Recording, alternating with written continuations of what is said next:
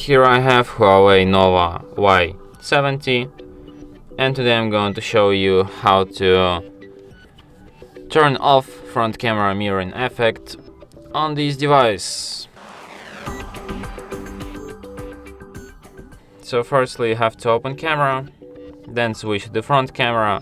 So now let's just for example, I'm gonna take one photo with this feature enabled, so you can see the difference, and another one with it disabled. So to disable it, you tap on the gear icon to access camera settings, and here you can find mirror reflection.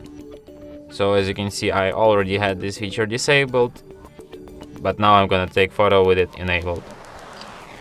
So as you can see, like on this mirrored photo, I have lightning on the right side, and on the not mirrored photo I have it on the left side, but I actually have it on the right side. Like here you can see the shadow falls from this side.